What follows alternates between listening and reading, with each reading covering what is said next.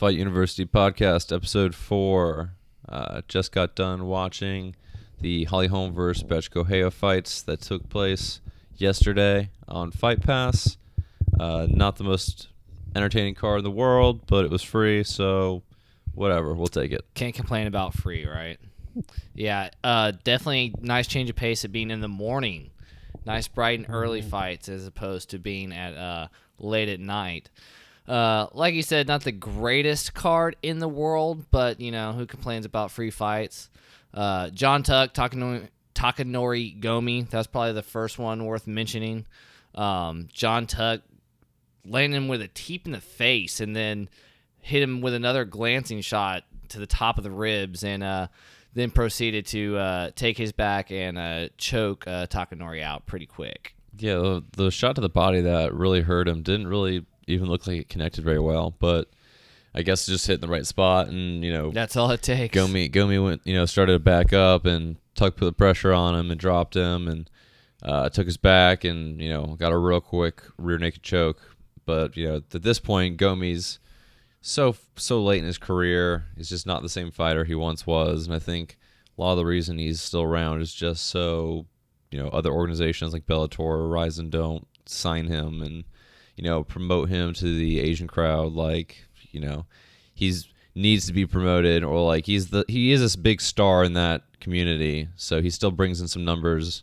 People still tune in to see Takanori Gomi. He's still a big name, legend for sure, but legend. He's just not nearly the same fighter he once was. It's it's just kind of sad at this point, see him go and take beatings every time. But yeah, poor guy has lost like 5 of his last 6. Yeah, something like that. I think so. Yeah, so that is not fun. Rafael dos Anjos versus Tarek Safadini. That was Tarek Safadine. There we go, Safadine. Yeah, butchered that one. That was a pretty interesting fight. Those dudes duked it out. The whole entire fight. I mean, Rafael dos Anjos, he was getting the better of the exchanges, I felt like, but I mean, those two dudes, they went back and forth the entire time, and Rafael ended up taking the unanimous decision. 2 rounds, 30-27, and then a 29-28. So I guess everybody saw what I was seeing. Yeah, well, this is welterweight debut, and came in against number 11th ranked Tarek Safadine, which looked great at welterweight, by the way. I forgot about that. Yeah, he looked great. Yeah, he did. He looked pretty good. But at first at the weigh-ins, I thought it was gonna be a little tough for Rafael because Tarek Safadine looked a lot bigger than him at the weigh-ins when they're standing next to each other. But Rafael's pressure just was relentless, just coming forward. Got taken down, held down a little bit in the first, but then got back up and pressure in your face. And I think that's what, ended up winning him the fight pretty much. Tarek Safadine just didn't have an answer, kept going back the whole fight. And, Rafael really controlled, pretty much the whole fight, except for that, few moments where, Tarek had him on the ground. But, Rafael dos Anjos he's a badass. He's real good, show that he's still here to fight after those 2 most recent losses to, I'm drawing a blank here. Eddie Alvarez and who lost for the light heavyweight championship. Tony Ferguson. And then Tony Ferguson after that. I don't know. I'm drawing a blank, but those were that's tough competition. Tough fights. Yeah. Oh, of course, 2 the best in the world still. That's nothing against Rafael dos Anjos. Yeah, and so is Safadine. He's a tough dude as well. Yeah, but Tarek Safadine's no joke. So.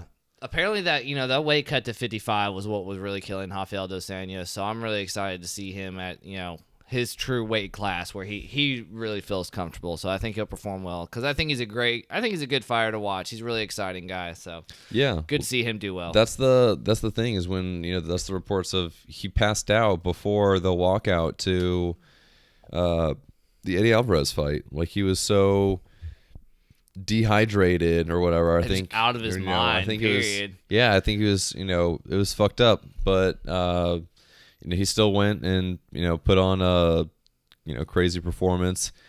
He got caught with that hard overhand from Eddie and stumbled, and man, he kept trying to fight for a while, but he was super rocked. Yeah, those crazy legs. Man, that was wild. Yeah. Doing the stanky leg everywhere. Glad to see him get back and get a W. Next fight really worth mentioning. I mean, the Colby Covington versus Dong Hyun Kim fight was not entertaining. Colby dominated it, but it was not fun to watch. Not gonna lie. Then we'll just talk about. Let's see. I'm gonna skip over the Andrei Arlovsky fight because that was again not a very entertaining fight.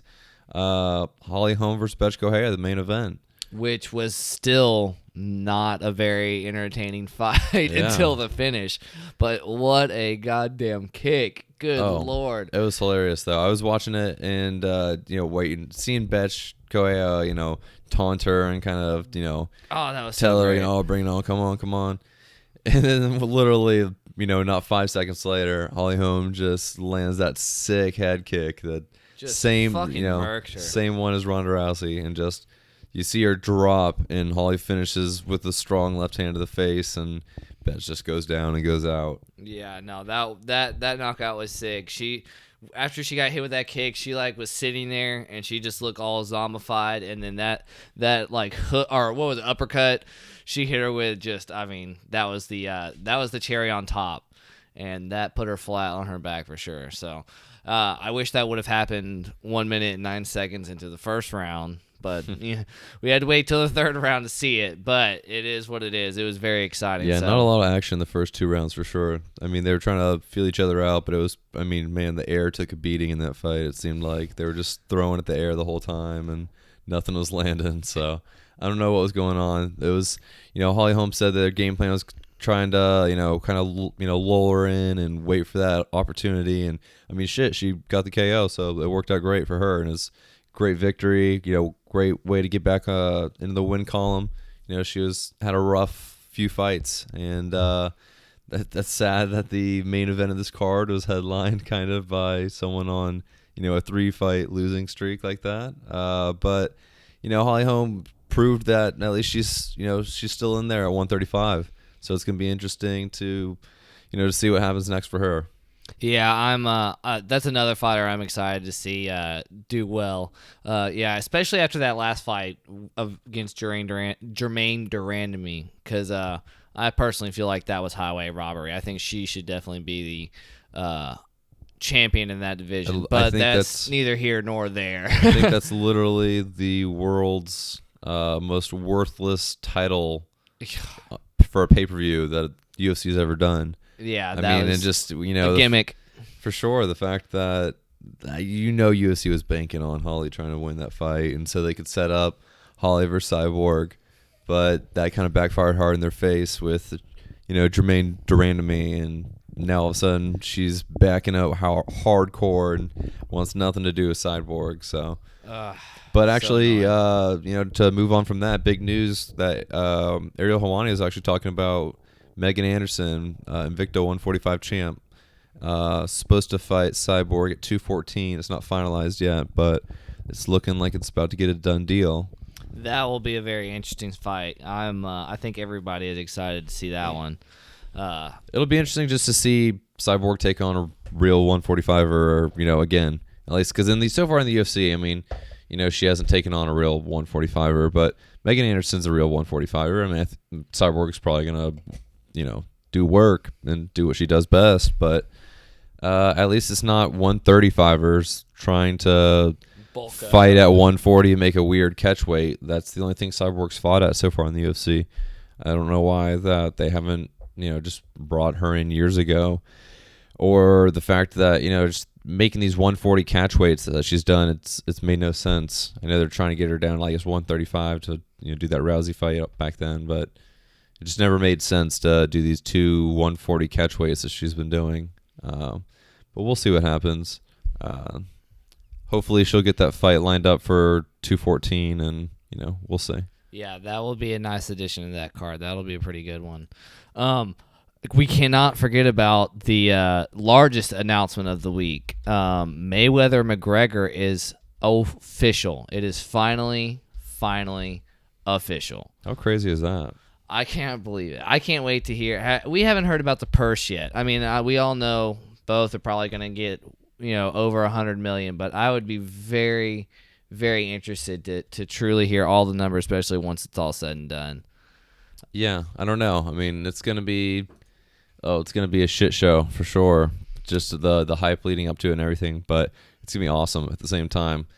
I mean, it's kind of weird to like. I don't know how I feel about it. I guess it's awesome for Conor. I mean, good for him to see him, him make that kind of money.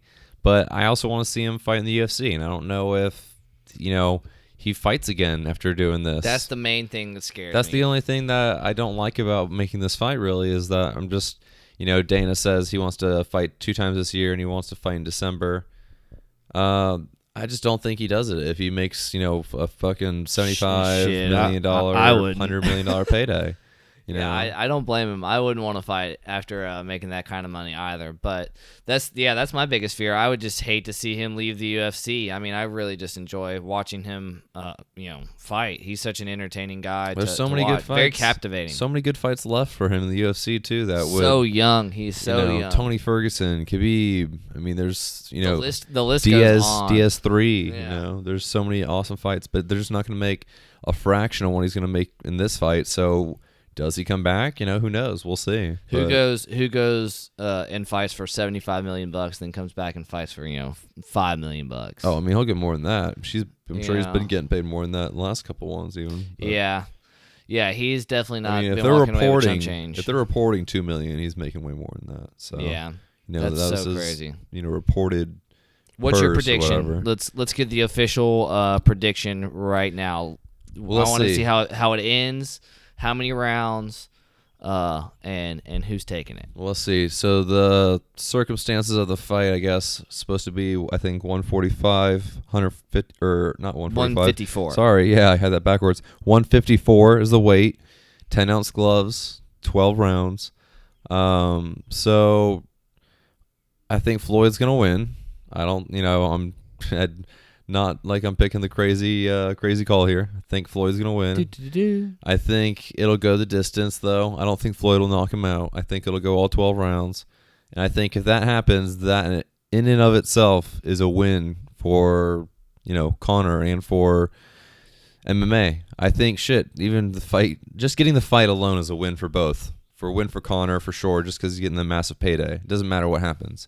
But if he does go out there and get starched or something that tarnishes his name drastically, and take that payday, and you're probably not going to be getting too many crazy paydays after that. But who knows? He's still a superstar, but that just tarnishes his name a little bit if he went out there and gets KO'd.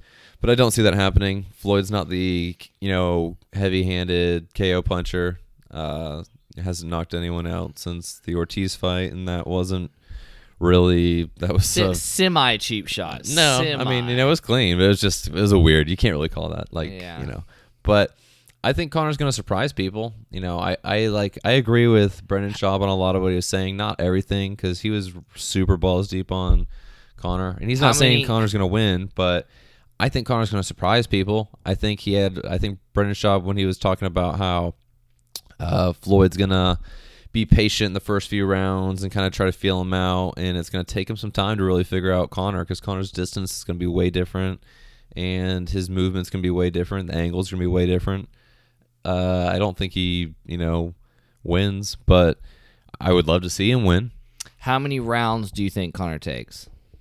I don't know. I not many. I mean, I think he, some people are saying none. Some people, I mean, he may not get any, but I think he will. I think he'll get at least 1 or 2.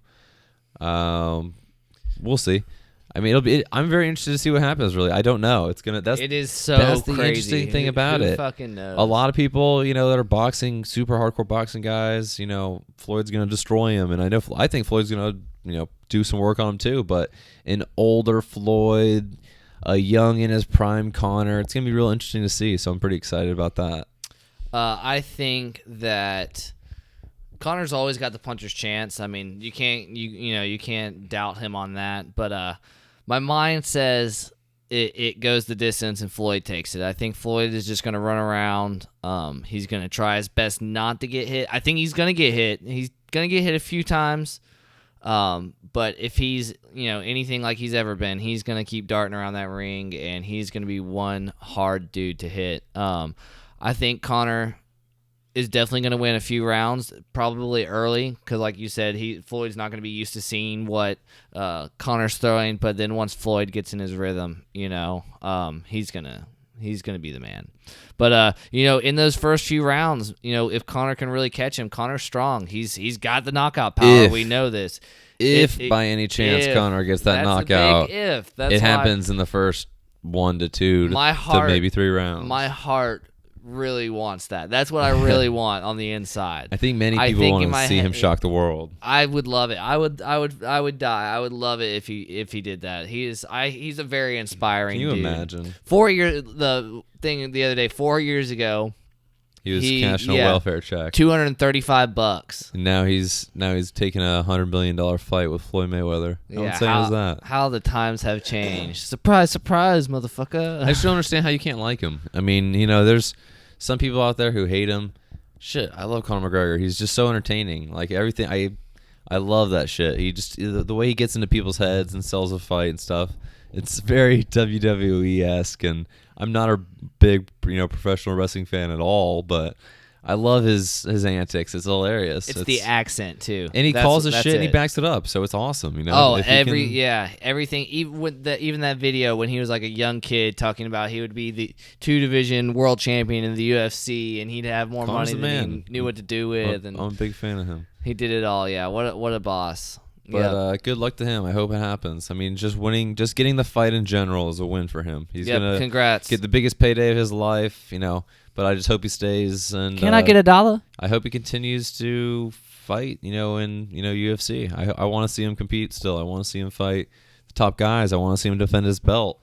I think he could be one of the best ever, but you can't call him the best ever. Like Dana's calling him number 1 pound for pound.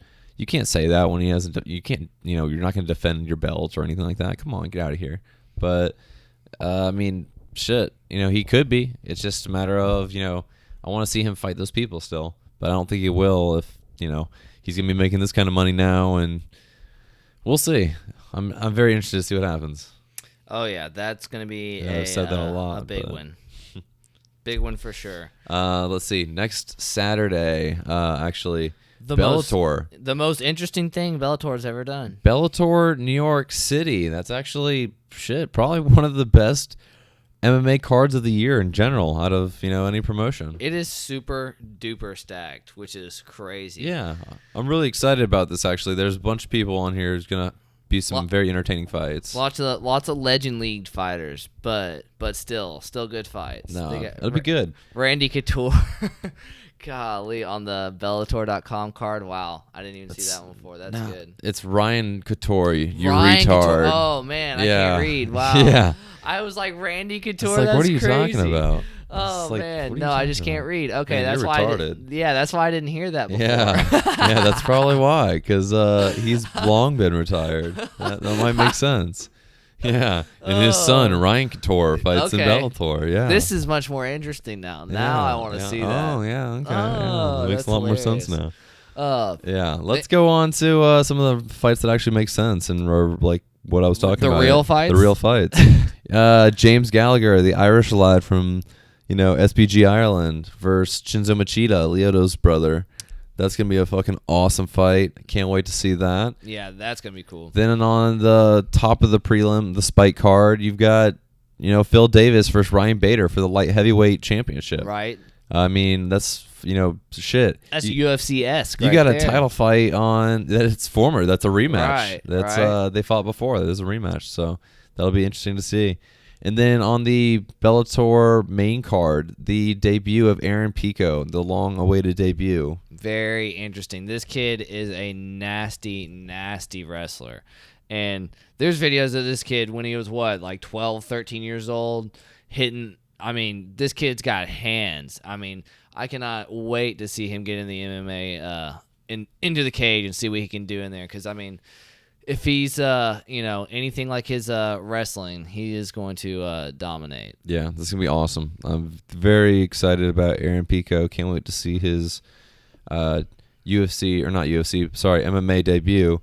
It's going to be, very long awaited. He's a badass when it comes to wrestling. Very young kid, 20 years old. A boxing, Golden Gloves champion. So, he's got hands too. It's going to be very interesting to see him. Very highly touted prospect, taking on Zach Freeman on the first fight of the Bellator card. Then next you got, Douglas Lima versus Lorenz Larkin for the welterweight championship. Douglas Lima, looking like a badass as of late, especially, with he's been looking super good since he got to Bellator. Yeah, well, his knockout of, Koreshkov, avenged his last loss, and that knockout not knockout, but the long fight of Paul Daly, whooped his ass pretty much all 3 rounds. But that Koreshkov KO, from his last fight was super sick. Exchanged the left hook, dropped him, knocked him out, cold. And now we've got Lorenz Larkin, who, just came over from UFC and was looking like a badass right before he left, for sure. Over the UFC. His best fight, he's had against Neil Magny was his last fight, and it was insane. I can't believe UFC did not re-sign him after that. Yeah, that is crazy to let this guy go because he's exciting to watch. He's one of those guys that you never know what he's going to do. He's super explosive and super fun to watch. So that will be a pretty interesting fight. Next, Michael Chandler. Michael Chandler's the man. I really like this guy. He's very interesting to watch. That last KO he had over the Pitbull guy, whew, that was nasty. So I'm excited to see him get back in the ring. Brett Primus is not necessarily a big name, but I don't think Bellator has too many people to throw at Michael Chandler at the moment. Yeah, so. their lightweight division's not the most pretty light. So Michael Chandler's the real deal. He's good as shit. So yeah, he's a boss. I'd really like to see him go over to the UFC and see what he could do over there. Go watch those fights with Eddie Alvarez and Michael Chandler if you haven't before. Yeah, those two dudes, they went to war. Man, that was a good fight. After that, we've got Matt Mitrione versus Fedor Emelianenko, arguably the greatest heavyweight, mixed martial artist of all time. Little old, little past his prime at this point. And he hasn't looked too good. It has not looked at all. Either. Not looked good at all in his last few fights. This fight was actually supposed to be scheduled a few months back, and Matt Mitrione got kidney stones, which are very, very, very painful. If past you've never had 20-something kidney stones through, and yeah, brutal. But that should be a real interesting fight. I'm gonna go ahead and give that to Matt. Really, I think Matt's gonna. Yeah, Fedor's too old. I think he's gonna finish Fedor. I think Fedor definitely can finish Matt. Matt's been susceptible to getting rocked and getting dropped before, and in his Bellator debut he almost got knocked out. So it could definitely happen, but I'm gonna go with Matt being the younger guy, the more aggressive guy, and going in and finishing the older Fedor Emelianenko. Yeah, it's the heavyweight division, so anybody can get knocked out with one punch, but I give it to Matt Mitrione too. Fedor's just looking a little too old. Vanderlei versus Chael Sonnen in the main event. There's the Legends League I was talking about. Yeah, we'll see what happens in this fight. Shit, I don't even know if Vanderlei has had excuses for all the media days as to why he hasn't been there. So who knows if he shows up. I hope so. What if he just stays in Brazil? Yeah. He just never even gets on the plane. We'll see. He's gonna be juiced to the gills, maybe. Allegedly. I don't know. But we'll see. That's how I like to see him. Jeez. Apparently, they were both going to be on, out of competition drug testing. But what does that mean with Bellator? Yeah, woo-woo. But I would love to see Chael and Vanderlei just juice to the gills in the fight that has just duking it out. Been anticipated for so long, and people have wanted it for so long. And finally gonna happen. Ultimate Fighter season rematch, right? Yeah, the fighting in the gym. The fight that never took place that should have. But yeah, that'll be interesting to see what happens. They're both older. They're both supposed to not be on juice. So who do you got? A Dirty Silva, probably. I think Silva's going to come in and win. But I never go against a guy whose nickname is the Axe Murderer. Yeah. Well, yeah, I think if Chael was, maybe on TRT and they're both, kind of level playing field, I think he takes him down and, might be able to just stall him out after 3 rounds, because I don't believe Bellator does their, main event 5 rounds. And it's not a title fight. So, I think he'd be able to just take him down and kind of just hold him there, do what Chael does.